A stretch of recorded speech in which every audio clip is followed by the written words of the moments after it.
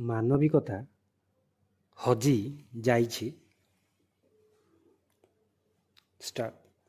ମନୁଷ୍ୟର ସବୁ ଗୁଣ ମଧ୍ୟରୁ ମାନବିକତା ଏକ ପ୍ରଧାନ ଗୁଣ ପୂର୍ଣ୍ଣଚ୍ଛେଦ। ଆଜି କିନ୍ତୁ ମଣିଷ ସମାଜରେ ମାନବିକତା ଦିନକୁ ଦିନ ହଜିବାରେ ଲାଗିଛି। ପୂର୍ଣ୍ଣଚ୍ଛେଦ। ମନୁଷ୍ୟର ମାନବିକ ଗୁଣଗୁଡ଼ିକ ହେଲା ସତ୍ୟ, ଦୟା, ଧର୍ମ, ଶାନ୍ତି, ପ୍ରେମ ଓ ଅହିଂସା। ପୂର୍ଣ୍ଣଚ୍ଛେଦ। କିନ୍ତୁ ଆଜି ଏସବୁ ଆମ ସମାଜରୁ ଲୋପ ପାଇବାକୁ ବସିଲାଣି। ପୂର୍ଣ୍ଣଚ୍ଛେଦ। ମଣିଷ ଆଜି ଅଗ୍ରଗତି ସବୁ କ୍ଷେତ୍ରରେ କରି ପାରୁଛି। ପୂର୍ଣ୍ଣଚ୍ଛେଦ।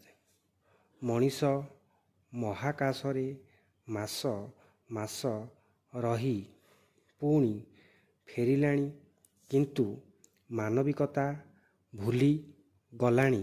ପୂର୍ଣ୍ଣଚ୍ଛେଦ। ପାରା। ଆଜି ମଣିଷ ଶିକ୍ଷା କ୍ଷେତ୍ରରେ ବହୁତ ଅଗ୍ରଗତି କଲାଣି। ପୂର୍ଣ୍ଣଚ୍ଛେଦ।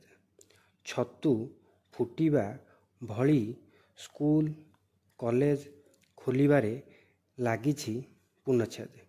ତଥାପି ଆଜି ଆମ ସମାଜରେ ପୁଅ ଝିଅକୁ ନେଇ ପାତର ଅନ୍ତର ମନୋଭାବ କମିନାହିଁ। ପୂର୍ଣ୍ଣଚ୍ଛେଦ। ସୁନିତା ଉଇଲିୟମ ଝିଅଟିଏ ହୋଇ ମହାକାଶରେ 9 ମାସ ରହି ଗବେଷଣା କରି ଫେରି ଆସିଲେ। ପୂର୍ଣ୍ଣଚ୍ଛେଦ। ତଥାପି ଆମେ ଆମର ଅହଙ୍କାର ନେଇ ବଞ୍ଚିଛୁ। ପୂର୍ଣ୍ଣଚ୍ଛେଦ। ପାରା।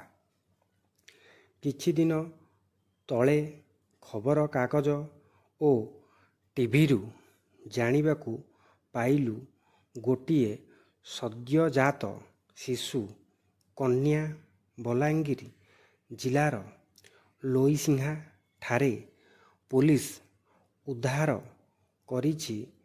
ପୂର୍ଣ୍ଣଚ୍ଛେଦ। ସତରେ ନିଷ୍ପାପ ସରଳ ଶିଶୁ କନ୍ୟାଟିକୁ ଜନ୍ମ କରିଥିବା ବାପ ମା କିପରି ବୁଦାମୂଳେ ଫିଙ୍ଗି ଦେଇ ପଳାଇଛନ୍ତି। ପୂର୍ଣ୍ଣଚ୍ଛେଦ। ଝିଅମାନଙ୍କ ପ୍ରତି ଏମିତି ଭାବ ଆମ ମନରେ କାହିଁକି ରହୁଛି? ପୂର୍ଣ୍ଣଚ୍ଛେଦ। ଆମର କି ଅଧିକାର ଅଛି ତାକୁ ଫିଙ୍ଗି ଦେବା ପାଇଁ? ପୂର୍ଣ୍ଣଚ୍ଛେଦ। ହୁଏତ ମାଟି ରାଜି ହୋଇ ନୀରବ, କିନ୍ତୁ ତାର ପରିବାର ତାକୁ ବାଧ୍ୟ କରିଥିବା ଆମେ ଜାଣିଛୁ। ଯେଉଁ ଘରେ ନାରୀକୁ ପୂଜା କରାଯାଏ, ସେଠାରେ ଦେବତା ବାସ କରନ୍ତି। ପୂର୍ଣ୍ଣଚ୍ଛେଦ।